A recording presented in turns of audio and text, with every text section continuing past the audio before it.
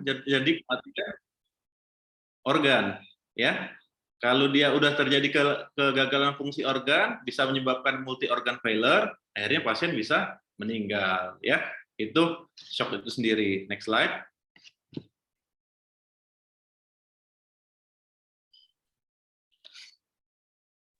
Ya, sebelum kita belajar tentang shock, tentunya kita harus tahu tentang fisiologi tekanan darah, ya, heart rate, dan stroke volume. Ya, karena kenapa? Ya karena shock itu patofisiolnya muter-muternya di sini-sini aja, ya.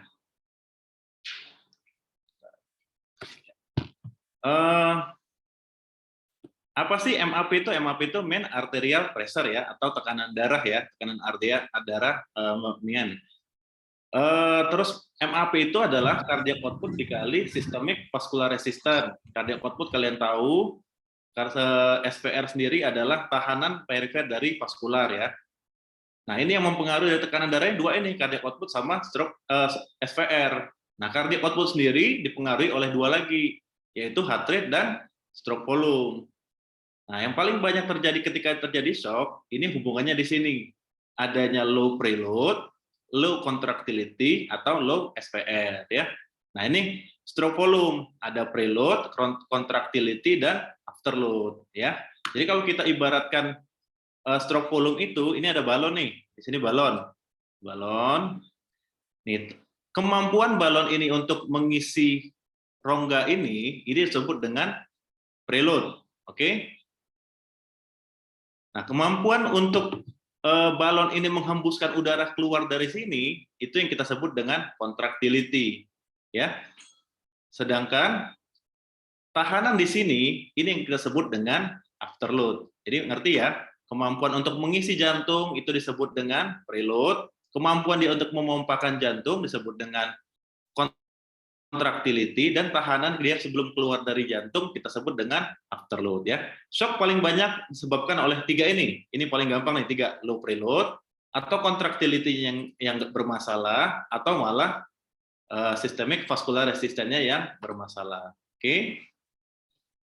Next. Ini yang kebanyakan ini.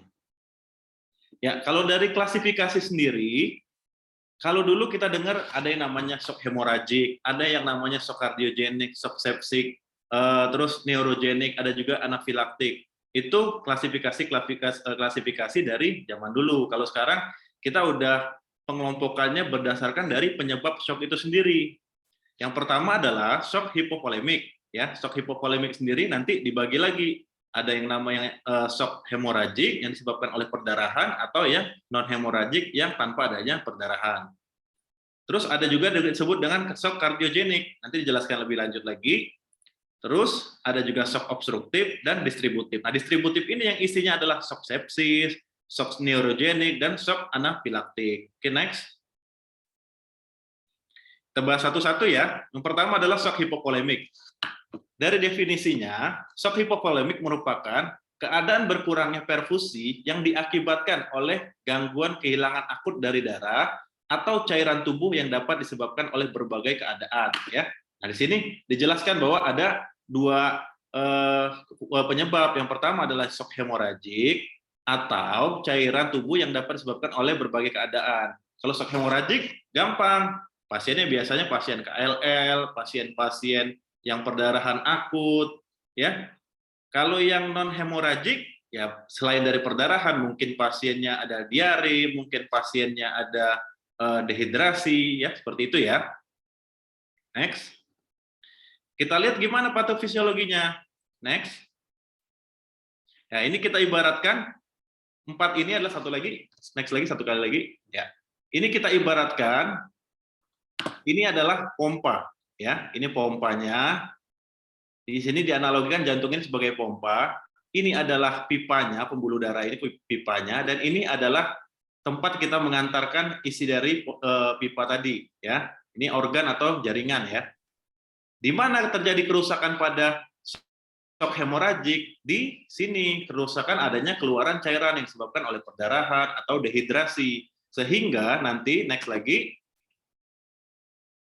ya, yang turun di sini adalah preloadnya, baik. Yang turun di sini adalah preload-nya. Kenapa? Karena ketika volume ini turun, nanti preload untuk dia mengisi ke jantung ini akan turun juga. Sehingga nanti kalau preload-nya turun, stroke volume-nya turun, cardiac output-nya turun. Hasil akhirnya apa? MAP-nya juga turun. Next. Itu patofisionya ya. Terus, gimana tata laksananya? Yang pertama adalah tetap kita memperhatikan prinsip primary dan secondary survey, yaitu prinsip ABCD.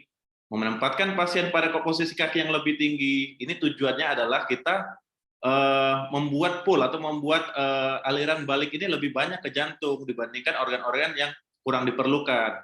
Ya, terus menjaga jalur pernafasan, juga bisa diberikan resusitasi cairan cepat dengan intravena, ya, atau jalur-jalur dengan infus besar, intinya bisa dengan 2 jalur. Nanti saya bahas di prinsip-prinsip penata laksanaannya ya.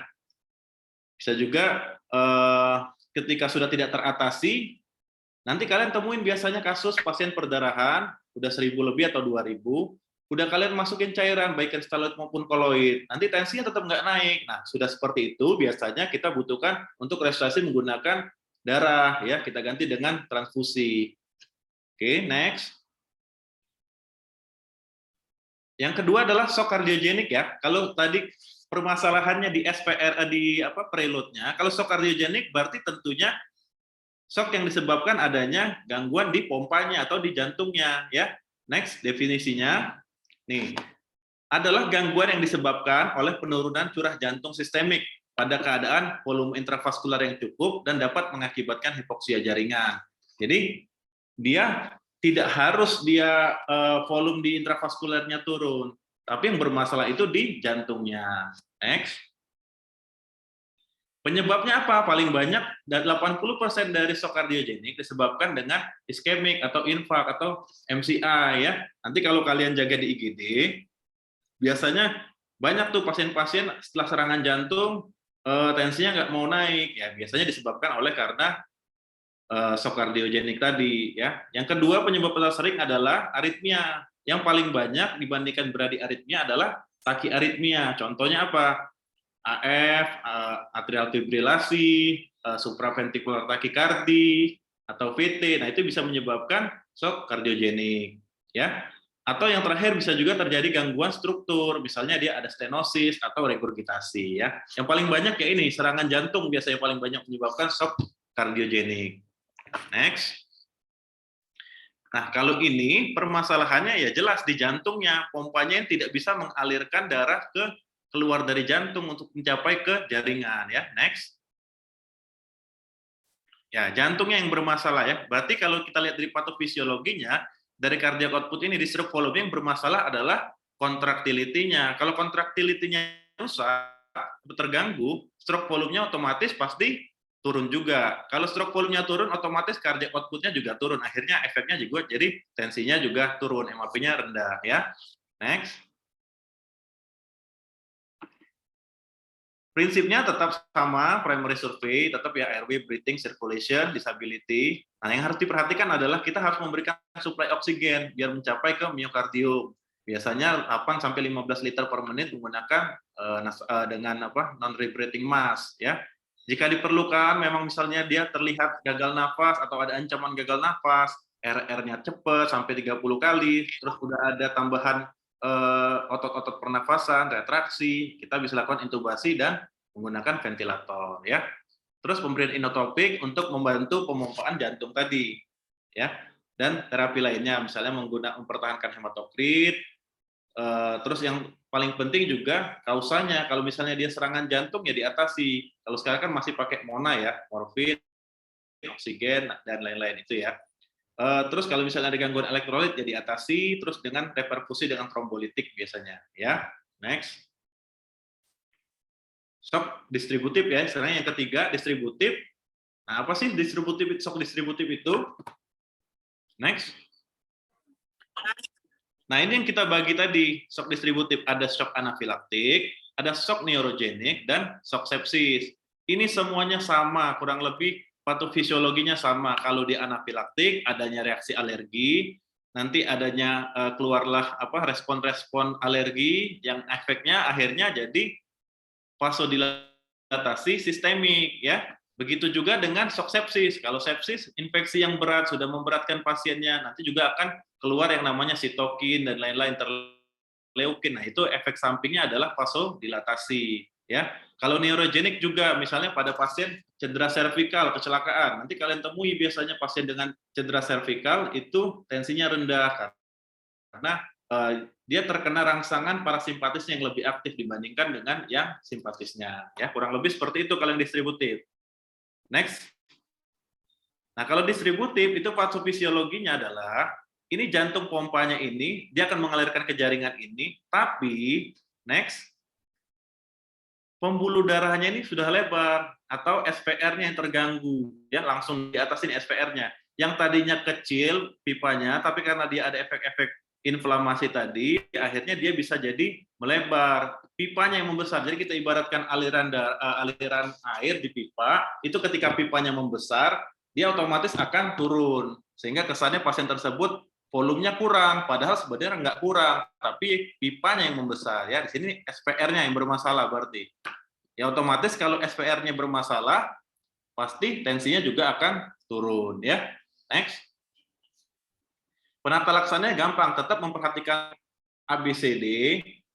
Kalau dia tadi penyebabnya adalah vasodilatasi, ya kita atasi dengan obat-obatan vasokonstriktor. Ya, pilihan utamanya adalah norepinefrin. Nanti kita bahas lebih lanjut lagi. Ya, terapi cairan kalau misalnya sudah disempitkan pembuluh darahnya, tapi tetap masih nggak naik juga, biasanya kita tambahkan dengan terapi cairan. Ya, next. Yang terakhir shock obstruktif. Ya. Nah, definisinya sendiri, shock obstruktif adalah gangguan yang disebabkan oleh penurunan curah jantung karena adanya penekanan pada jantung atau aliran balik ke jantung. Ya, jadi bisa jadi penekanannya itu terjadi di vena cava superior ketika jantung aliran darah mau balik ke jantung tapi ada tekanan, ya misalnya pada pasien-pasien tension pneumotorak atau pasien dengan tamponade jantung, ya, atau juga yang paling gampang kalian temui shock obstruktif ini, contohnya ibu hamil tuh. Ibu hamil dengan massa di perutnya udah besar, disuruh aja dia misalnya hamilnya udah 36 atau 38, dia pasti nggak bisa tidur terlentang. Kenapa? Karena janinnya tadi udah menekan ke inferior vena cavanya, sehingga aliran balik ke jantungnya terganggu. Ya, itulah salah satu contoh dari shock obstruktif. Ya, next. Ini paling banyak etiologinya, tamponade jantung, dan tension pneumotorak, ya. Ya. Kalau ini patofisiologinya adanya tekanan di pembuluh darah balik jantung atau di jantungnya. Contohnya next. Next. Ya, ini pada kasus tension pneumotorak. Kita tahu kalau tension pneumotorak itu adanya pengisian udara di pleura yang menyebabkan paru-parunya akan menekan ke mediastinum, di mana kita tahu mediastinum itu tempat menyimpan jantung, ya. Kalau dia tertekan, ya otomatis ini pembuluh darah baliknya juga akan turun. Akhirnya terjadi shock. Apa sih tanda-tanda tension pneumotorak? Mungkin kalian udah pernah lewat stase bedah atau udah ikut ATLS. Yang pertama biasanya pasiennya sesak, napasnya cepat, terus sampai ke sianosis, ya. Terus yang khas itu adalah bunyi parunya biasanya meredup bunyi parunya, ya. Itu ciri khas dari tension pneumotorak. Apa tindakan penata laksanaannya? Dengan needle dekompresi. Jadi kita kurangi tekanan di sini dengan needle dekompresi, baru setelah itu nanti dilanjutkan dengan pemasangan WSD, ya. Ini sejawat dokter umum sekalian, ini merupakan kompetensi 4A kalau di tingkat kompetensinya. Jadi kalian minimal bisa melakukan needle decompression-nya, baru nanti dilanjutkan dengan WSD, ya. Ini kalau terjadi tension pneumotorak, ya. Yang kedua adalah terjadinya tamponade jantung. Nah, ini kita lihat normalnya jantung itu memang diselaputi oleh perikardium yang isinya itu adalah cairan perikardium, tapi jumlahnya sangat sedikit. Nah, tapi pada pasien-pasien tamponade jantung itu perikardialnya terisi, bisa oleh karena darah, karena trauma, atau paling sering itu bisa juga disebabkan oleh keganasan yang menghasilkan cairan-cairan. Nah, nanti biasanya merembesnya ke sini. Nanti lama-lama dia akan susah untuk memompakan jantung. Ya, inilah tanda-tandanya ya. Gejalanya apa kalau dengan tamponade jantung? Dikenal dengan trias back ya. Trias back itu adanya peningkatan JVP, pasiennya sesak, dan yang paling khas adalah suara jantungnya menjauh. Nah, nanti kalau kalian pernah nonton The Good Doctor, itu di episode pertama kasusnya yaitu ada yang pas dia di bandara, terus ada terjadi apa ya, kayak lampu jatuh, terus dokternya yang lihat melakukan tindakan perikardiosintesis ya. Next. Ya, ini penata laksanaannya sudah saya kasih tahu tadi. Pertama, tetap memperhatikan prinsip-prinsip primary survey ya. Terus bebaskan sumbatannya. Kalau dia tension pneumotorak dengan needle rekompresi, kalau dengan kardiak tamponade dia dengan perikardiosintesis. Terapi lain yang sesuai dengan kondisi pasien ya. Sampai sini kurang lebih paham ya? Ya, paham nggak paham dipaham-pahamin dulu. Nanti kita tanya jawab aja kalau misalnya bingung ya. Next. Nah, ini prinsip penata laksanaan shock itu sebenarnya 3 ini cuman. Biasa saya buat dengan VIP rules ya. Yang V pertamanya adalah ventilation dan oxygenation, ini airway dan breathing. Terus infuse atau fluid resuscitation, ini dengan circulation-nya dan pump vasoactive agent ya. Ini kita bahas satu-satu. Next. Ya. Untuk ventilasi dan oksigenasi, ini sebenarnya saya rangkum dari primary survey tentang airway dan breathing ya.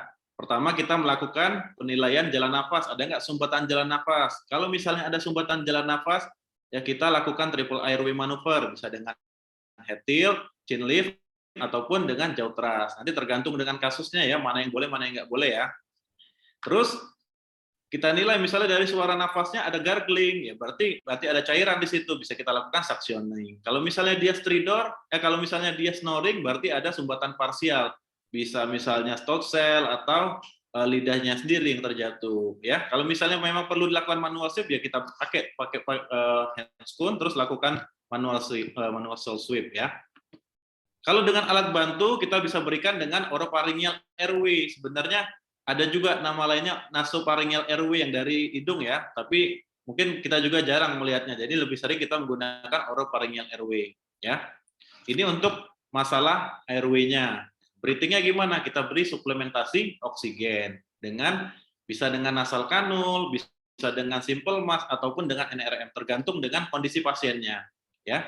Kalau misalnya dengan pemberian suplementasi oksigen tidak berhasil, misalnya saturasi masih turun, bisa dilakukan dengan ventilasi tekanan positif atau nama lainnya yang koas tahunya dengan bagging biasanya. Kalau zaman koas disuruh bagging, yaitu ventilasi tekanan positif ya.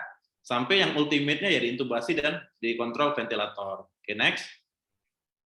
Yang kedua adalah infuse fluid resuscitation. Nah, pemberian cairan berkaitan dengan perbaikan cardiac output itu sangat baik untuk pasien shock. Namun, kalau dia berlebihan, justru meningkatkan angka morbiditas dan mortalitas pasien. Kenapa? Contohnya, pada pasien misalnya shock kardiogenik, kalian kasih terapi cairan, dia bisa jadi edem paru. Atau pada pasien shock hemoragik yang perdarahan, kalian kasih kristaloid berlebihan, nah, dia bisa terjadi koagulopati. Ya. Itu kalau kita memberikan berlebihan. Ya. Kapan sih kita mulai melakukan resusitasi? Ketika MAP-nya 60 sampai dengan 65 mm air raksa atau CVP-nya 8 mm air raksa tanpa adanya tanda edem paru. Tapi ini tidak standar baku ya, ini kita anggap pada pasien-pasien yang tidak ada kelainan. Kalau misalnya dia hipotensi ya berarti kita nilai dulu tensi hariannya di berapa. Atau pada pasien hipertensi ya kita naikkan di atas ini ya. CVP juga kita lihat pasien terpasang dengan CVC ya. Terus berapa banyak cairan diberikan? Dimulai dari 10 sampai dengan 20 mili kilogram berat badan dalam 15 sampai 20 menit ya. Kurang lebih seperti ini cairannya. Kecuali pada pasien shock kardiogenik. Kalau shock kardiogenik kita berikan setengahnya. Jadi kita berikan 5 sampai 10 mili kilogram berat badan dalam 15 sampai 20 menit ya. Jadi kalau misalnya berat badannya 50, bisa kita berikan 500 sampai dengan 1000. Tapi pada shock kardiogenik 250 sampai dengan 500 sudah sangat cukup ya. Nah, kalau pada sepsis sesuai dengan sepsis bundle itu diberikannya 30 mili kilogram berat badan dalam 3 jam pertama ya. Apa sih targetnya kita memberikan resusitasi cairan? Pertama MAP, yang tadi kita nilai adalah MAP-nya lebih dari 65 mm air raksa. Kenapa sih harus 65? Karena 65 itu dianggap sebagai mencukupi perfusi-perfusi ke organ-organ penting, contohnya ke ginjal, ke otak, ya ini cukup dengan 65 mm air raksa, ya. Atau dia targetnya kalau dia terpasang CVP 8 sampai dengan 12 mm air raksa. Terus tanda-tanda klinisnya yang paling penting, nadinya mulai teraba, akralnya hangat, CRT-nya dari tadinya yang lebih dari 2, sekarang kurang dari 2 detik, produksi urinnya mulai keluar ya. Terus tadi kalau kita misalnya nilai laktatnya, biasanya dia di atas 2 kalau pada pasien-pasien shock, setelah kita resusitasi, nilai laktatnya harusnya turun, jadi kurang dari 2 milimol ya. Next. Nah, biasanya kita juga bingung nih, mau ngasih cairan apa sih buat pasien-pasien shock seperti itu, seperti ini. Nih ya, kalau kristaloid itu paling gampang diberikan ya, karena komposisi elektrolitnya seimbang, murah dan mudah didapat. Ya, ini hampir di seluruh fasilitas layanan klinik pasti ada kristaloid. Contohnya misalnya ini RL nih atau NaCl ya. Tapi apa kekurangannya? Dia butuh penggantian itu 2 sampai dengan 4 dari jumlah perdarahan. Jadi kalau misal perdarahannya 500, gantinya itu kurang lebih 1000 sampai dengan 2000 ya. Efeknya apa? Resikonya terjadi edem paru ya. Terus dia bertahan singkat di intravaskuler. Dia kalau misalnya kristaloid hanya bertahan kurang lebih 30 sampai 1 jam ya di intravaskuler. Setelah itu dia akan keluar ke interstisial. Pada pemberian NaCl 0,9% itu bisa menyebabkan asidosis hiperkloremi. Nah, ini hati-hati kalau kita resusitasi menggunakan NaCl ya. Efek sampingnya bisa terjadi asidosis hiperkloremi. Nah, terus apa keunggulan kita menggunakan koloid? Pertama, kita bisa mengembalikan volume dengan cepat dan volume lebih sedikit karena perbandingannya 1:1. Kalau misalnya perdarahannya 500, ya kita kasih 500 cairan koloid ya. Dia lebih lama bertahan di intravaskular. Dia bisa bertahan sampai dengan 2 jam di intravaskular. Jadi bisa lebih lama kalau lebih lama kita bisa lakukan sus kontrol dalam keadaan tersebut. Artinya apa? Misalnya dia perdarahan nih, kita berikan koloid sambil kita mengatasi perdarahannya. Terus keunggulannya lagi, resiko edem parunya lebih minimal ya. Tapi apa efek ininya? Efek negatifnya? Mahal. Ini HES ini harganya 700 sampai 1 juta. Ini albumin yang paling bagus itu sebenarnya albumin, human albumin 5%. Ini per 250 mili harganya 1,2 sampai 1,4. Jadi kalau dia perdarahannya misalnya 1000 diganti dengan 4 albumin itu bisa 4,6 juta. Itu tidak tercover di BPJS biasanya, ya. Makanya di sini efeknya sulit didapat. Jadi apa yang ada kita bisa lakukan kita berikan. Kalau adanya RL di ruangan kalian, berikan RL. Kalau adanya CL, berikan. Yang penting kalian tahu resikonya apa yang akan terjadi, ya. Juga pada penggunaan HES itu mempengaruhi fungsi ginjal, beban cairan meningkat, ya. Itu kerugian-kerugian dari penggunaan koloid. Tapi nanti kalau kalian bertanya, jadi gimana dok bagusnya? Ya kalau yang guideline terbaru sekarang 2:1 dengan kristaloid, sisanya dengan koloid. Ya koloid sekarang ada yang murah dengan bahan-bahan gelatin seperti gelafusal dan lain-lain ya. Mungkin sebut merek tapi nggak apa-apa lah, ini sebagai pembelajaran aja kok. Next. Nah yang terakhir tadi VIP tadi setelah ventilasi, infus dan pump. Nah ini juga biasanya dokter-dokter sejawat dokter umum agak bingung penggunaan obat-obatan vasoaktif ini, ya. Bagaimana setelah pemberian cairan, namun MAP dan cardiac output belum adekuat, ya kita berikan obat-obat vasoaktif agent, ya. Yang sini kita bahas ada 2, vasopresor dan inotropik.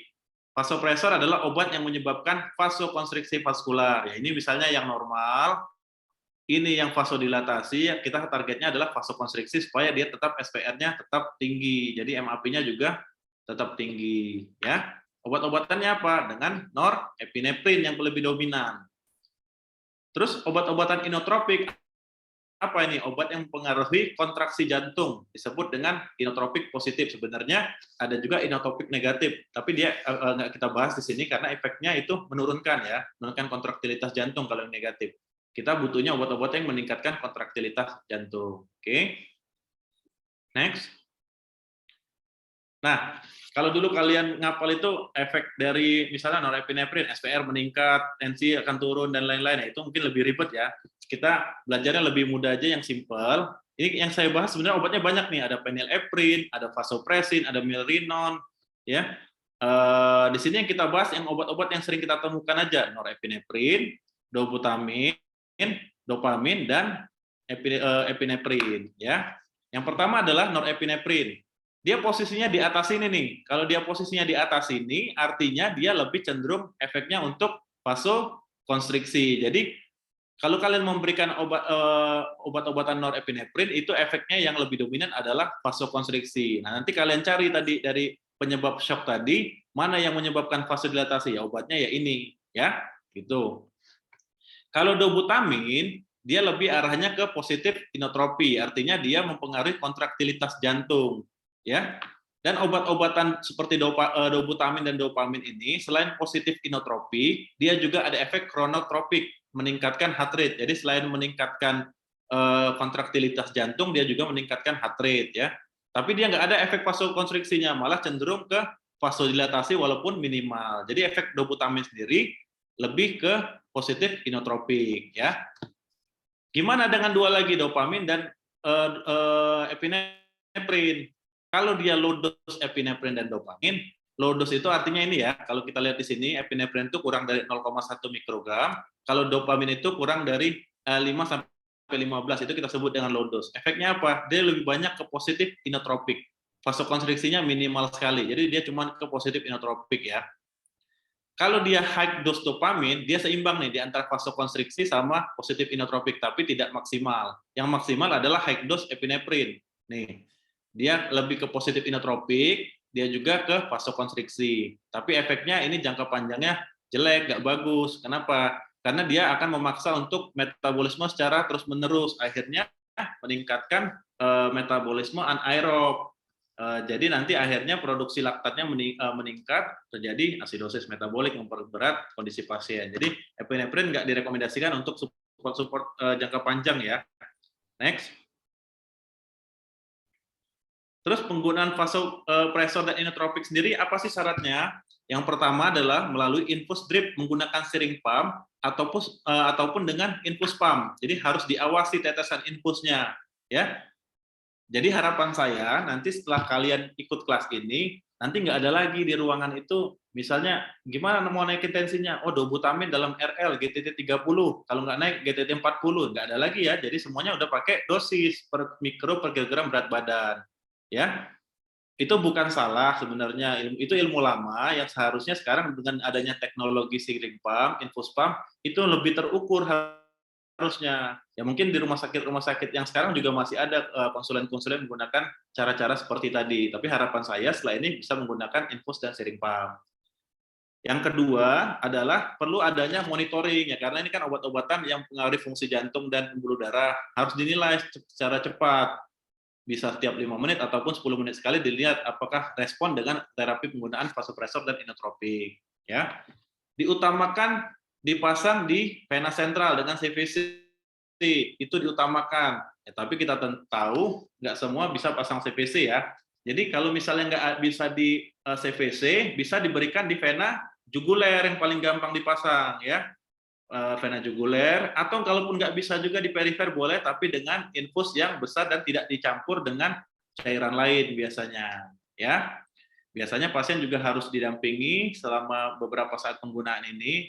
Ya, sebenarnya kalau dia udah menggunakan obat-obatan vasopresor dan inotropik, dia sudah menjadi prioritas 2 untuk pasien itu dirawat di ICU ya, penggunaan obat-obatan ini. Next.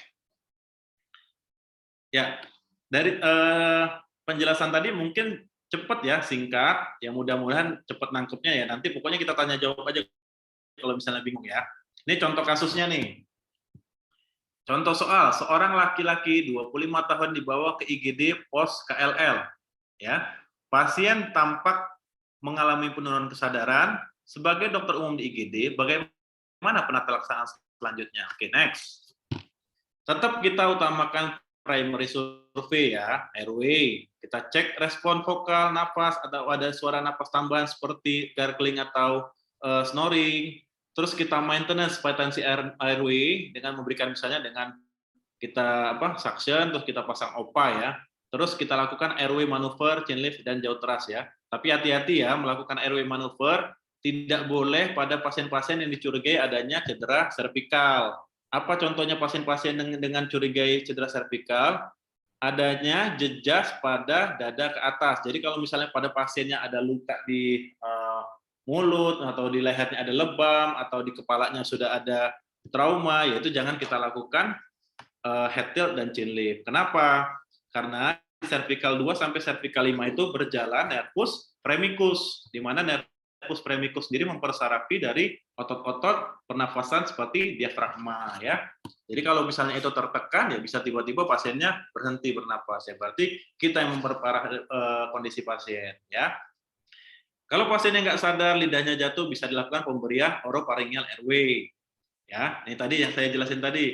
Curigai cedera servikal sampai terbukti tidak ada ya. Nanti kalau misalnya ada curiga ya kalian lakukan CT scan atau ronsen ya. Next. Kalau misalnya belum terbukti ya kita lakukan pemasangan imobilisasi dulu dengan cervical collar ya. Terus breathing, kita evaluasi ya dengan look, listen, and feel. Kita lihat pola napasnya apakah tachypno, bradypno, dangkal atau small ya. Terus kita lihat tadi dadanya simetris atau enggak, bunyi napasnya sama atau enggak. Nah, kita bisa menilai dari paru-parunya dari situ. Dari suara nafasnya kita dengar, adakah bunyi nafas tambahan seperti gargling atau snoring. Terus kita rasakan, feel ini merasakan perkusi dan palpasi ya, juga merasakan aliran nafas pasien. Terapinya gimana? Dengan terapi oksigenasi ataupun dengan penyebab dari penyebabnya sendiri ya. Oksigenasi ini artinya kalian bisa berikan nasal kanul. Kan kalau kita udara bebas ini kita bernafas itu menggunakan oksigen 21% ya. Nah, kalau kalian menggunakan nasal kanul, tiap 1 liternya itu meningkatkan 3% dari tekanan parsial oksigen. Artinya, kalau kalian kasih 2 liter nasal kanul, itu kita memberikan fraksi oksigen 24%. Nah, dia maksimalnya sampai 4-5 liter ya, jadi sampai 30%. Nah, kalau NRM, mulai dari 8 liter ke atas, itu kalian sudah memberikan fraksi 100%. Ya. Jadi kita cocokkan aja dengan pasien yang membutuhkan kondisi seperti apa. Kalau misalnya dia diberikan secara terus-menerus yang 100% juga nggak bagus. Dia akan merangsang ventilation drive-nya atau pusat pernafasannya untuk malas bernapas biasanya. Jadi kita lihat kondisi pasien seperti apa. Kalau memang perlu terus-menerus lebih baik diintubasi ya. Terus dipasang ventilator. Next. Nah ini pemeriksaan fisik didapatkan tekanan darah 80/60 dengan heart rate 110, RR 22 kali, dan aksal dingin, CRT lebih dari 2. Ini udah jelas lah tanda-tanda shock yang kita bahas tadi ya. Tanda shock bradikardi, takikardi, awalnya pasti takikardi dulu. Setelah dia kehilangan dari mekanisme kompensasinya, lama-lama pasien akan bradikardi ya. Akral dingin pucat, perdarahan aktif, CRT, dan hipotensi ya. Tekanan darah hanya bisa normal saat perdarahan 30% dari estimated blood volume. Next. Ya ini prinsip dari ininya tadi. Pertama, sambil kita mencari sumber perdarahannya, kalau kelihatan, ya kita atasi, kita beban tekan, atau kita konsulkan ke dokter bedahnya jika memang dibutuhkan. Tapi kalau misalnya kelihatan lukanya di kaki, ya kita beban tekan dulu, atau bisa kita lakukan penekanan ya pada daerah lukanya ya. Nah, sambil kita mencari tadi, yang kita lakukan adalah resusitasi cairan sesuai dengan derajat kehilangan darah dengan 2 jalur dan jalur jarum minimal nomor 16. Ini jarang sebenarnya. Paling banyak itu nomor 18 biasanya. Nggak apa-apa, yang penting kalian bisa memastikan resusitasi kalian berjalan lancar ya. Drug terapi juga bisa berkaitan dengan asam tranexamat. Sebenarnya ini kurang bermanfaat, tapi tetap dipercaya bisa mengurangi perdarahan ya. Terus kita evaluasi nanti respon dari kita dari terapi kita tadi, responnya seperti apa. Ingat, hindari resusitasi cara berlebihan. Tadi sudah disebutkan kenapa nggak boleh berlebihan ya. Next. Nah ini perkiraan kehilangan darah ini berdasarkan ATLS nih ya. Ada derajat 1, derajat 2, derajat 3, dan derajat 4 ya. Kalau dia kehilangan derajat 1, itu kehilangannya 15% dari estimated blood volume. Nah, gimana cara menghitung estimated blood volume? Artinya berat badan pasien dikali 70 mili per kilogram berat badan biasanya. Jadi kalau misalnya berat badannya 50 dikali 70 kurang lebih darah yang ada di tubuh dia itu kurang lebih 3.500 ya. Ini kelas 2-nya 15 sampai 30% dan seterusnya. Kalau kehilangan darah berdasarkan jumlah ini sebenarnya agak rancu. Kenapa? Karena tiap orang kan berat badannya beda-beda. Ada yang berat badannya 80 sama 50, kekurangan 750 cc ini dampaknya berbeda. Kalau yang pada orang yang kurus kehilangan 750 tentu bisa menyebabkan shock. Tapi kalau misalnya pada pasien yang gemuk, cairannya banyak, darahnya banyak ya kurang lebih tidak berpengaruh. Jadi lebih baik kita memperkirakan dengan kehilangan berapa persennya ya. Next. Ini sorry. Nah, ini initial fluid therapy ya. Ini 3 liter prostacyclin menggantikan 1 liter blood loss. Ini sebenarnya ilmu-ilmu tahun 2000-an awal sampai 2000 akhir ya. Nah, tapi sekarang itu sudah berkembang jadi 2:1 lebih baik.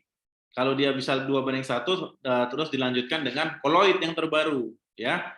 Kalau misalnya tadi saya bilang misalnya udah kehilangan banyak darahnya tidak merespon lagi, bisa kita berikan dengan darah ya, bisa dengan packed red cell atau whole blood ya. Tapi kalau saya lebih cenderung memberikan itu whole blood atau apalagi yang fresh whole blood, FWB. Bukan FWB yang di media sosial itu ya. FWB itu fresh whole blood artinya darah yang diambil langsung dari pasien dan melalui 1 kali penyaringan. Baru diberikan langsung ke dari pendonor ke pasien maksudnya ya. Kenapa dengan fresh whole blood? Karena dengan fresh whole blood itu di sana masih mengandung faktor-faktor pembekuan darah ya. Jadi kita belum perlu FFP kalau misalnya dalam keadaan cepat, kita bisa lakukan pemberian fresh whole blood ya. Karena apa? Ketika terjadi perdarahan yang keluar itu nggak cuma darah dan isi-isinya ya termasuk faktor-faktor pembekuan tadi keluar juga. Kalau dia terlalu banyak keluar, apalagi nanti terapi cairannya terlalu banyak, efeknya tadi jadi koagulopati ya. Next. Ya ini kelanjutannya primary survey-nya disability, kita nilai tingkat kesadarannya, GCS dan pupil refleks cahayanya ya. Terus ada nggak cedera spinal cord? Nah nanti pertanyaannya kapan kita mau lakukan patensi RW dengan kesadaran GCS berapa ya? Sampai sejauh ini masih dipercaya GCS 8 itu di bawahnya pasien tidak bisa mempertahankan jalan nafas, harus dilakukan intubasi ya. Terus exposure, lepas seluruh pakaian pasien untuk mencari luka seluruh badan ya, lepas seluruh pakaiannya. Tapi kalau sudah selesai, udah ketemu ya dibalikin lagi ya. Pertama pasiennya malu, ya enggak? Yang kedua adalah mencegah pasien terjadinya hipotermi ya. Lindungi dari hipotermi. Jadi ketika kita udah melakukan exposure dan kita nilai mana perdarahannya, curigai dari mana, ya kita tutup lagi untuk biar pasien enggak hipotermi ya. Next. Nah, ini pada pasien-pasien shock perdarahan diposisikan diangkat 30 sampai 45 derajat supaya ketika kita mengangkat itu kita asumsikan bisa 300-500 cc yang di ekstremitas ini akan kembali ke jantung sehingga fungsi pompa jantungnya masih tetap bagus ya. Jadi kita prioritaskan aliran darah ini ke jantung dibandingkan ke kaki. Ke kaki kalaupun telat-telat dikit ya paling biru lah ya. Kalau ke jantung berapa menit kekurangan darah ya tentu saja memperburuk outcome dari pasien ya. Next. Tambahannya pemasangan kateter untuk menilai urin output, terus pemeriksaan penunjang darah lengkap, fungsi ginjal, urin, ronsen toraks. Nah, darah lengkap ini saya sarankan kalau misalnya kalian memang curiga shock dari awal, kalian periksa juga AGD dan laktatnya untuk menilai modal awal kalian melakukan resusitasi ya. Terus 5 tempat perdarahan terbesar biasanya di retroperitoneum, di toraks, abdomen, pelvik dan tulang-tulang panjang ya. Terus ya tata laksana definitif ya misalnya kalau dia ada fraktur terbuka ya konsulkan ke dokter bedah ortopedi atau ke bedah umum untuk penata laksanaannya. Terus kalau misalnya dia di abdomen ya bisa kita lakukan pemasangan NGT untuk dekompresi ya. Next. Nah, ini target kita melakukan resusitasi apa? Yang pertama adalah tanda-tanda vitalnya membaik, ya, tensinya mulai bagus, heart rate-nya ya nggak mungkin dia langsung bagus dari 140 jadi 90-80 itu jarang, biasanya turun 20-30% udah bagus. Artinya kalau pasien misalnya masuk heart rate-nya itu dia 140, target kita nggak usah sampai 80, cukup sampai 110, 120 udah bagus ya. Karena Apa? Karena jantung heart rate yang tinggi itu adalah suatu kompensasi dari jantung untuk memperbaiki keadaan begitu terjadi hal yang akut tadi, ya. Terus bisa juga dilihat dari urine output-nya lebih dari 0,5 ya. Kalau anak-anak 1 mili per kilogram berat badan per jam. Terus misalnya tadi pasiennya kesadarannya somnolen atau gelisah, biasanya pasien akan membaik. Tapi tentu saja ini harus dibarengi dengan source control-nya, artinya sumbernya harus diatasi. Percuma aja kalau kita ngisi resusitasi tapi masih bocor terus, istilahnya seperti kita ngisi ember bocor, kita isi tapi bocor lagi ya, bolak-balik akhirnya pasiennya makin jelek ya. Target systolic blood pressure-nya 80 sampai 100. Kalau pada pasien dengan traumatic brain injury, GCS kurang 8, targetnya lebih dari 120 mmHg. Kenapa? Karena ini untuk mempertahankan perfusi ke otak. Ya, kurang lebih seperti itu penjelasannya. Mudah-mudahan gampang dipahami. Saya agak terburu-buru menjelasinnya. Mudah-mudahan tapi bisa dimengerti dan nanti kita bisa sharing-sharing tentang kasus-kasus apa yang ditemui sehari-hari ya. Terima kasih.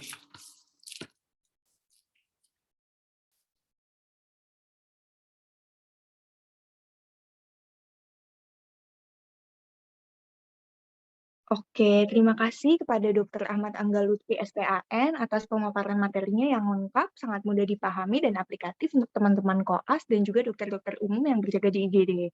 Selanjutnya, kita masuk ke sesi istirahat ya teman-teman. Kita kasih waktu kepada Dokter Angga untuk istirahat sebentar, 5 menit sambil teman-teman menikmati tayangan video dari kami.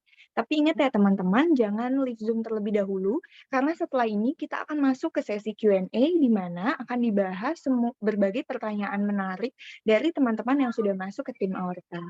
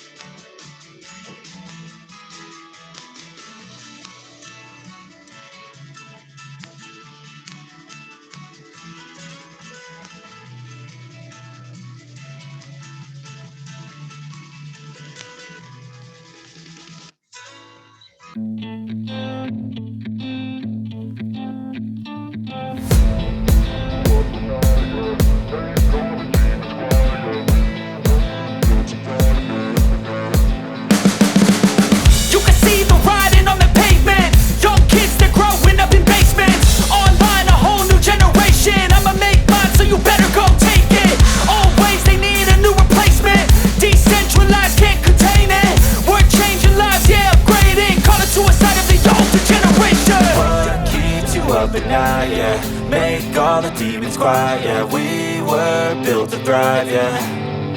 I think that we've all had enough. What keeps you up at night, yeah. Make all the demons quiet, yeah. We were built to thrive, yeah. I think that we've all had enough. Oh, yeah, I think that we've all had enough. Sick of dealing with the old plan. They know that we're calling it wrong. You got me like, oh yeah, I think that we've all had enough.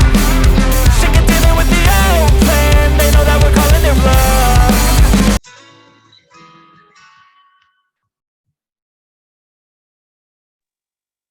Oke, sudah selesai istirahatnya ya teman-teman. Oke, izin Dokter Angga, apakah sudah bisa kita mulai kembali, Dokter? Boleh.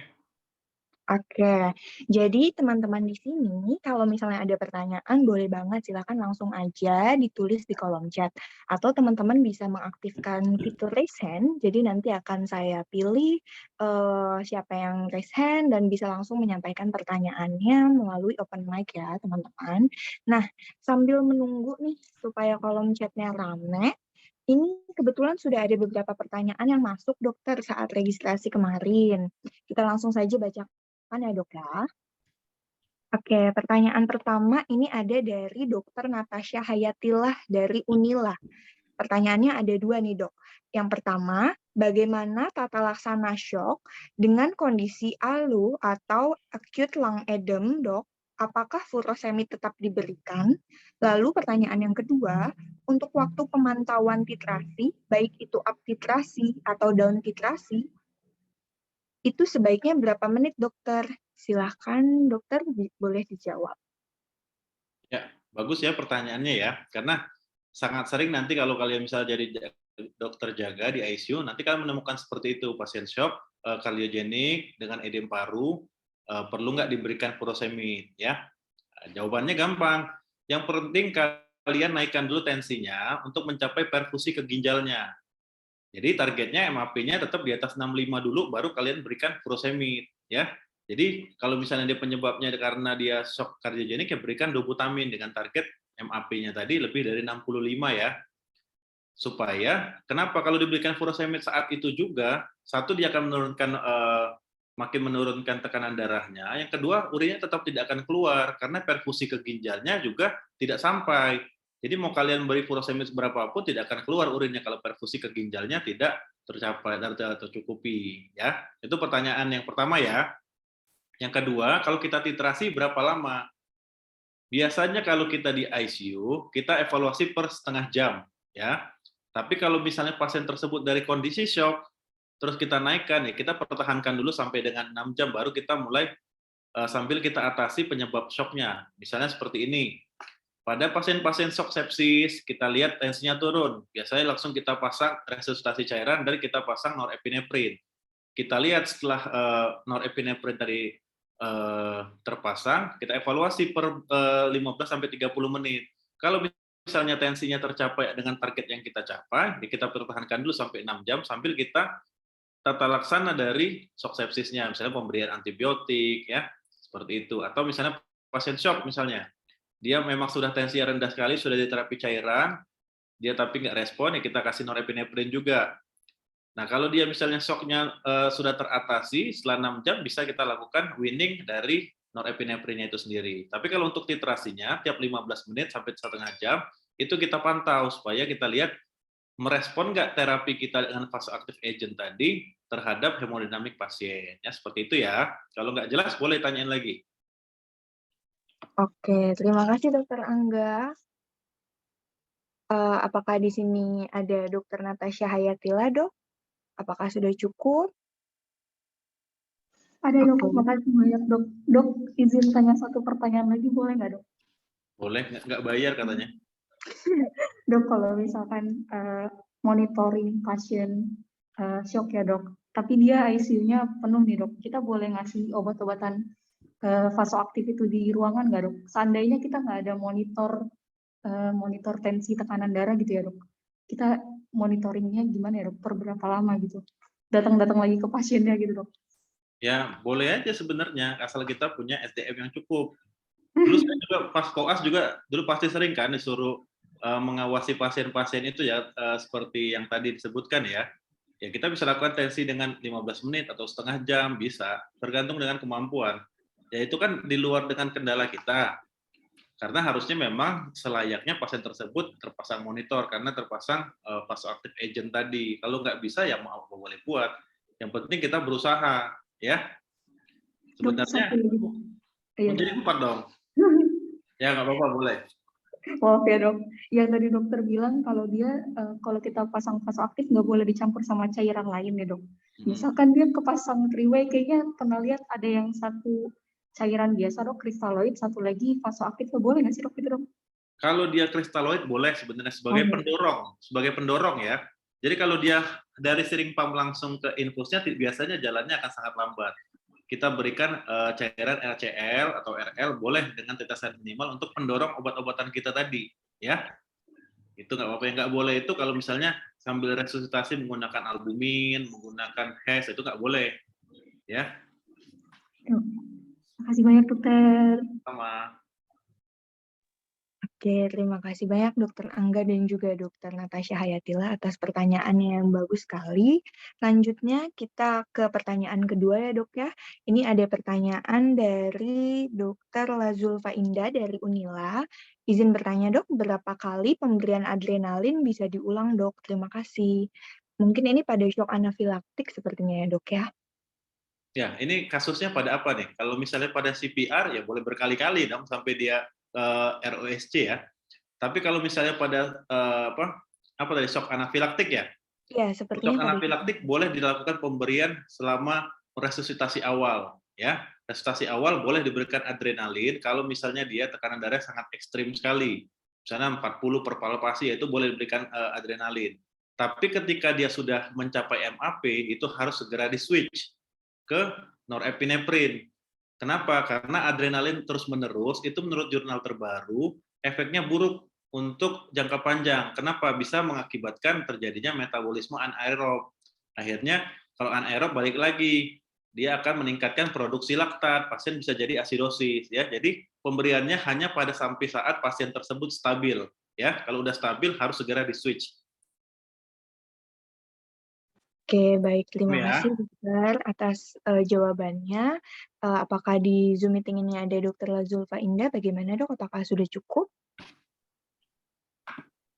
Oke, sepertinya sudah cukup ya dok. Kita lanjut ke pertanyaan ketiga. Ini ada pertanyaan dari Dokter Silvana Saputri dari Universitas Indonesia.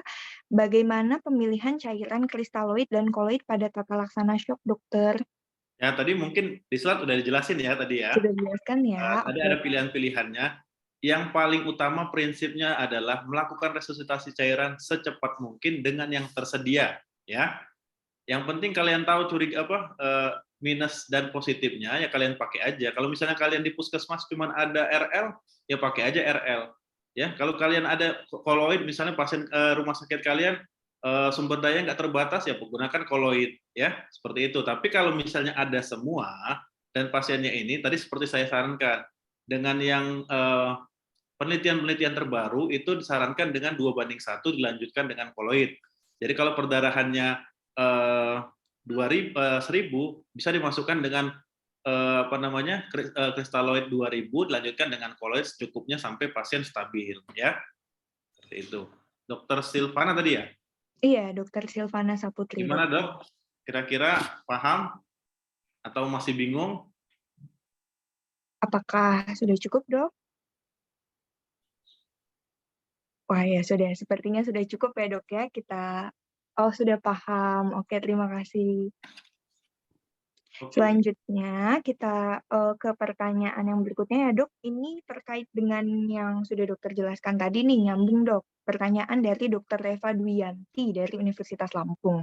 Dok, jika pasien kehilangan darah 2000 mili, maka kita harus mengganti cairannya berapa koloid dan berapa kristaloid ya dok? Ya, kurang lebih seperti yang tadi ya. Kita berikan, kalau saya sekarang menggunakan yang terbaru 2:1 dilanjutkan dengan koloid ya. Sambil tentunya kalau udah 2000 ya udah berat, harus dicari tahu sumbernya, nggak bisa dibiarin ya. Jadi kalau misalnya dengan 2000 perdarahan kita bisa berikan ke kristaloid itu kurang lebih 3000 sampai 4000 dilanjutkan dengan koloid biasanya. Ya. Atau kalau misalnya dia dengan shock yang berat, haruslah segera dipersiapkan darah. Persiapkan dengan darah. Nanti biasanya setelah kita melakukan resusitasi dengan kristaloid yang udah di atas 2000-3000, responnya nggak terlalu bagus biasanya. Ya, tapi ya balik lagi dengan kondisi di fasilitas pelayanan kalian masing-masing. Kalau nggak ada koloid, nggak ada albumin, nggak ada darah, ya udah kristaloid aja pokoknya pilihannya. Ya, seperti itu ya. Oke, baik. Terima kasih Dokter Angga. Bagaimana Dokter Eva? Apakah sudah cukup paham dengan penjelasannya? Oke. Sama-sama. Oke, selanjutnya ada lagi nih dok, pertanyaannya cukup banyak. Dari Dokter Anissa Yulida Syani dari Universitas Lampung. Izin bertanya dok, pasien dengan tekanan darah 185/55 mmHg, namun heart rate dan respiration rate-nya masih baik. Lalu ICU sedang full. Bagaimana tata laksana yang utamanya ya dok? Kalau dari MAP-nya segitu kayaknya nggak masalah ya. Pasiennya ada darah tinggi nggak?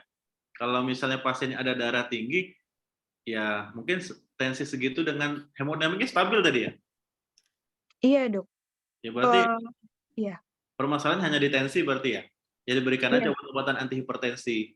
Kecuali dia sudah terjadi hipertensi emergensi atau hipertensi krisis hipertensi emergensi ataupun urgensi ya. Nah, kalau itu bisa kita lakukan pemberian obat-obatan yang lebih yang lebih aktif, misalnya menggunakan klonidin, titrasi, bisa menggunakan katapres ya, bisa diberikan seperti itu dengan titrasi ya. Tergantung dengan derajat. Kalau misalnya pasiennya nggak ada keluhan apa-apa ya dengan tensi segitu, kayaknya MAP-nya paling 110, 120 ya, kayak 180/50 tadi. Nggak masalah sih sebenarnya. Oke, baik. Terima kasih dokter. Kepada Dokter Anissa Yulida Syani, apakah sudah cukup jelas dok? Cukup. Nah, oke, terima kasih dokter. Nah, ini kita beralih ke pertanyaan di kolom chat ya dokter. Ada beberapa pertanyaan. Ini ada juga dari Dokter Anissa Yulida lagi. Dok, izin bertanya, pasien merujuk ke tanda syok, HR-nya 54 kali, RR-nya 28 kali, SPO2-nya 98% dengan tekanan darah 75/48 mmHg. Pasien dengan keseharian hipotensi sudah diresusitasi 1000 cc RL. Tekanan darah tetap 75/51 mmHg dan HR-nya 62 kali per menit. Dengan pasien keseharian hipotensi seperti ini, dok, kapan kita evaluasi pasien perlu obat-obatan inotropik? Terima kasih, dokter.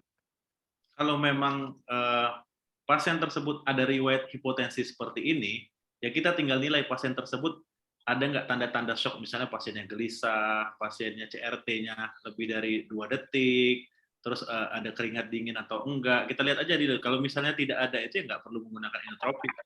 Karena memang sudah basicnya seperti itu. Sering saya juga temuin pasien dengan tensi sehari-hari 80/50 ya nggak apa-apa kalau memang ini. Kecuali yang kita berikan inotropik itu yang sifatnya bersifat akut biasanya ya. Kalau misalnya dia dari 100 tiba-tiba tensinya jadi 70 misalnya, itu bisa kita berikan ini. Tapi kalau misalnya dia dengan ada tanda-tanda shock, ya bisa kita berikan kalau kasus seperti ini kita berikan doputamin biasanya untuk meningkatkan kontraksi jantungnya, ya. Tapi kalau dia tanpa tanda-tanda shock, ya nggak usah, nggak apa-apa, nggak biarin aja, rujuk aja, ya. Tapi kalau dia sudah ada tanda-tanda shock yang dengan gejala-gejala tadi, penurunan kesadaran, urinnya nggak keluar, terus ekstremitasnya mulai dingin, terus tanda-tanda shock lainnya ditemui, ya boleh kita berikan doputamin atau dopamin, ya. Seperti itu, Dokter Anissa. Oke, Bingung apakah nggak? sudah cukup? Cukup, Dok. Terima kasih banyak, Dok. Yuk. Oke, terima kasih banyak juga Dokter Anissa. Selanjutnya, ini ada satu pertanyaan lagi nih dok dari Dokter Silvana Saputri. Izin bertanya dok, pada kasus pasien cedera kepala, apakah pemberian manitol harus menunggu adanya tanda-tanda peningkatan TIK atau boleh diberikan sebelum tanda-tanda tersebut muncul? Terima kasih dok. Ya kita lihat dari peningkatan TIK-nya ya, kalau sudah mengganggu, tetap harus kita lakukan pemeriksaan CT scan biasanya. Jadi kalau misalnya dia kasusnya trauma kepalanya karena EDH atau SDH, biasanya tidak boleh diberikan manitol terlalu cepat. karena bisa menyebabkan shifting dari otaknya, memperberat dari edem cerebrinya. Jadi tetap kita harus lihat CT scan-nya dulu. Kalau misalnya dia EDH, ya boleh diberikan secara, kalau dia EDH nggak boleh diberikan ya, nggak boleh diberikan kalau yang terbarunya. Tapi kalau dia ECH, ditemui tanda-tanda dengan edem cerebri, boleh diberikan dengan syarat-syarat urinnya keluar, misalnya hemodinamiknya stabil, dan elektrolitnya juga dalam batas normal ya. Itu. Oke, Dokter Silvana Putri, apakah sudah cukup, Dok? Sudah cukup jelas dengan pemaparannya, Dok? Cukup, terima kasih dok. Ayo tanya lagi dong. Ada Udah lagi kan? rugi kalian udah malam mingguan nggak nanya-nanya. Silakan, Dokter Angga sudah mau menyempatkan waktunya nih. Silakan teman-teman yang mau bertanya, kita kasih waktu.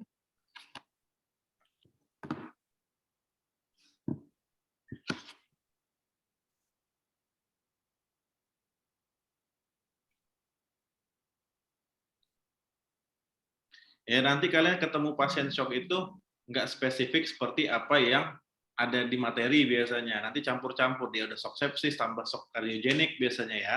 Ya nanti kalian atasi satu-satu aja sesuai dengan patofisiologi yang tadi sudah kita pelajari sama-sama ya. Mudah-mudahan nanti pelajaran tadi bermanfaat, bisa menolong orang sehingga bisa jadi amal jariah buat saya ya. Amin. Dokter, pas banget nih ada pertanyaan yang masuk, Dok. Pertanyaannya nih. Iya, dari Dokter Josephine Kevina. Dok, izin bertanya, terkait tes passive leg racing, apakah efektif digunakan sehari-hari, Dok? Dan mohon jelaskan mengenai fluid challenge test, Dok. Terima kasih, Dokter. Oke, ini pertanyaan bagus nih. Ini menunjukkan yang nanya ini update nih ilmunya nih. Kalau passive leg racing itu memang sekarang kita memberikan terapi cairan tuh selain tadi kita memperhatikan target-target seperti MAP dan CVP, juga kita harus melihat dari fluid responsiveness ya. Artinya kita melakukan pemberian terapi cairan itu responsifnya seperti apa ya. Untuk fluid challenge ini sendiri, ini bisa dengan dua cara. Yang pertama tadi sudah dibilang tadi dengan passive leg racing, yaitu di mana kita pertama pasiennya dibiarkan terlentang, terus kita nilai dulu hemodinamiknya. Setelah itu kita lakukan kita angkat kaki pasien itu kurang lebih 30 sampai 45 derajat. Nah, kita nilai ada nggak perubahan dari hemodinamik pasien, misalnya heart rate-nya lebih dari 10%. Misalnya tadi pas dia terlentang heart rate-nya 100, begitu dia diangkat kakinya 30 sampai 45 derajat, heart rate-nya naik misalnya jadi 120, yaitu kemungkinan sudah terjadi kekurangan dari cairan. Jadi artinya cairan yang kosong tadi terisi dari ketika pasien mengangkat kaki tadi.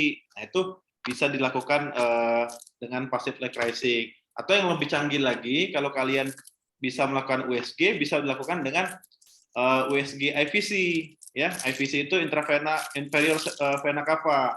Jadi di situ kelihatan nanti kolaps atau enggaknya. Kalau dia kolaps, diindikasikan dia berarti itu kurang cairan. Ya, kalau dia tekanannya tetap ada berapa sentinya, nanti kalau kalian belajar itu dianggap dia cukup. Nah, di situ juga bisa kita lihat, misalnya volume awal inferior vena cava-nya berapa, setelah dilakukan pemberian cairan jadi berapa. Nanti bermaknanya kurang lebih peningkatan 2-3 cm ketika kita melakukan USG. Ya. Kalau untuk yang passive leg racing itu bisa untuk diagnostik dan juga bisa untuk diagnostik tadi ya, kalau misalnya kita telentang terus kita angkat ada perubahan, itu diagnostik. Bisa juga untuk melihat kecukupan cairan setelah kita melakukan resusitasi. Jadi misalnya tadi kurang, setelah passive leg racing ada perubahan, kita lakukan ini loading cairan bisa 300 sampai 500, terus kita tes lagi. Ada nggak perubahan dari passive leg racing adanya tadi heart rate-nya ketika kita melakukan passive leg racing lagi. Seperti itu ya. Oke, terima kasih, Dok. Seperti itu ya, Dokter Josephine. Apakah sudah cukup paham atau masih ada yang ingin ditanyakan? Oke. Terima kasih, Dokter. Selanjutnya ada pertanyaan lagi, Dok. Ini dari Dokter Dina dari Unila. Izin bertanya, Dokter. Kalau misalkan pada pasien CKD on HD dan ada tanda-tanda shock, Dok, terapinya sebaiknya bagaimana ya, Dok? Terima kasih, Dok. Ya, kalau misalnya pasiennya CKD on HD, Ya, kita lihat aja pasiennya itu penyebab dia shock apa dulu ya. Kita atasi berdasarkan ininya. Kalau pemberian cairannya bisa kita anggap seperti pada pasien-pasien yang shock kardiogenik. Jadi kalau misalnya tadi syaratnya kita menggunakan 10 sampai 20, pada pasien CKD itu kita nilai dengan kita beri dengan 5 dari sampai dengan 10. Jadi setengah dari pemberian cairan di awal ya. Nah, terus tanda shocknya apa nih? Shocknya ke arah mana? Ke kardiogenik kah, ke hemoragik, atau ke distributif, atau ke obstruktif, ya harus dicari tanda shocknya ini apa. Ya, biasanya kalau pasien CKD on HD biasanya hipovolum biasanya, karena biasanya pasiennya takut untuk minum banyak-banyak, karena fungsi ginjalnya udah nggak bagus. Ya, kurang lebih seperti itu. Oke, terima kasih Dokter Angga. Kepada Dokter Dina, apakah sudah cukup paham Dok dengan penjelasannya?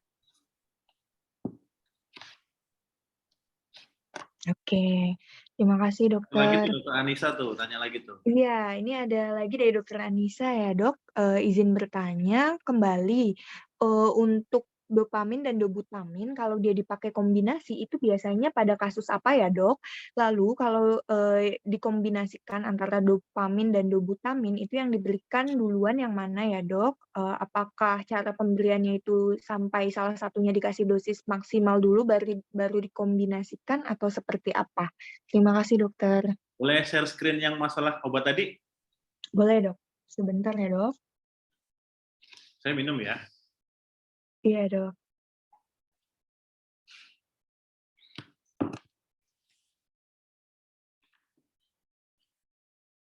Yang masalah yang alur obat tadi.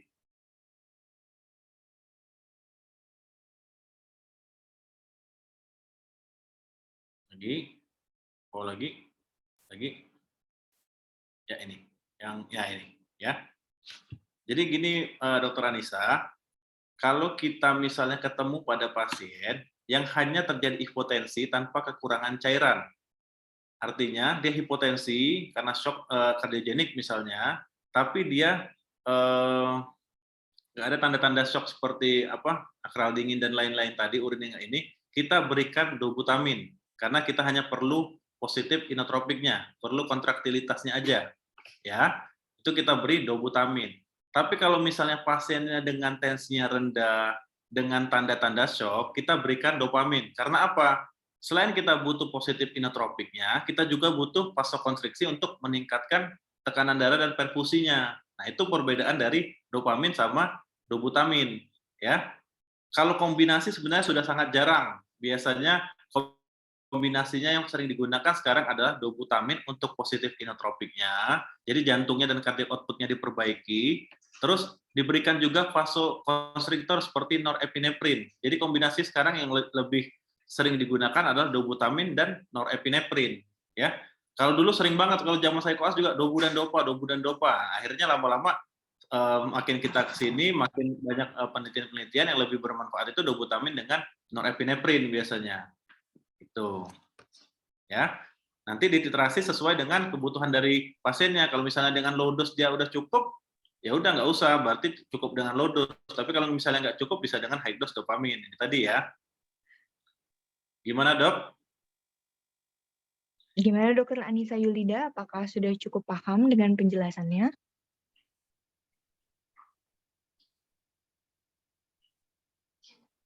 Oke, sepertinya sudah cukup ya Dok ya. Nah, ini sudah tidak ada lagi pertanyaan di kolom chat nih Dok. Oke, terima kasih juga Dokter Anissa Yulida. Ini alhamdulillah sudah tidak ada lagi pertanyaan di kolom chat, Dok. Apakah dokter masih mau memberikan kesempatan teman-teman untuk bertanya lagi atau sudah kita cukupkan saja, Dok? Cukup kali ya, biar yang mudah-mudahan nggak bertanya ini karena paham. Amin. Mudah-mudahan harapannya seperti itu ya. Jadi Iya, Dok. kalian bisa bantu menolong orang ya. Iya, Dok. Oke, baik dokter, karena tadi semua pertanyaannya sudah terjawab, sekarang kita ke sesi dokumentasi dulu ya dok. Jadi di sini teman-teman boleh open cam dulu nih, kita foto bareng-bareng ya, kita dokumentasikan kelas pada malam hari ini. Jarang-jarang nih, bisa sharing-sharing bareng dokter Angga. Oke, silakan teman-teman. Open cam-nya silakan. Boleh dikasih waktu dulu nih, yang belum pakai kerudung silahkan pakai kerudungnya.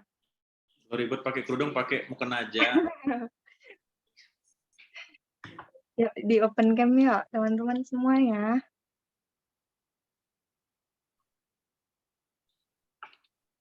Bentar ya, Dok.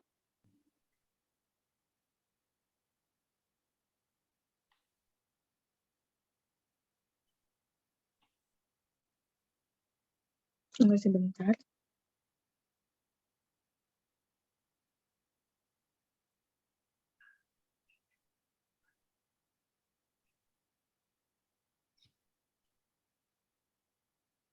Oke.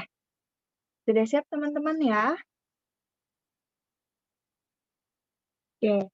Senyum semuanya. 1, 2, 3. Oke. Lagi sebentar. Lagi ya teman-teman ya. Nih. Lagi. Senyum semuanya. 1, 2, 3. Oke, mantap. Oke, baiklah. Saya dan seluruh tim mengucapkan terima kasih kepada Dr. Angga Ahmad Lutfi, SPAN, yang telah meluangkan waktunya berbagi materi yang sangat bermanfaat untuk kita semua. Semoga ilmunya berkah ya dokter, dan semoga dokter sehat selalu. Selanjutnya saya juga mau mengucapkan terima kasih kepada teman-teman sejawat semua yang sudah meluangkan waktu, merelakan waktunya, mungkin diajak jalan, diajak makan, diajak nonton, diajak main, segala macam, tapi lebih memilih untuk ikut kelas pada malam hari ini. Semoga ilmu yang didapat malam hari ini bermanfaat, dan tadi seperti apa yang dibilang Dokter Angga bisa jadi amal jariah juga untuk Dokter Angga. Oke, akhir kata saya mohon maaf apabila banyak salah, ada salah-salah kata. Saya pamit undur diri. Terima kasih. Sampai jumpa di kelas aorta selanjutnya ya teman-teman. Terima kasih ya dok atas Sama-sama. bimbingannya. Terima kasih banyak, Terima kasih, dokter. dokter. Ya. Izin off kamera ya. Baik dok, terima kasih dok. Dok.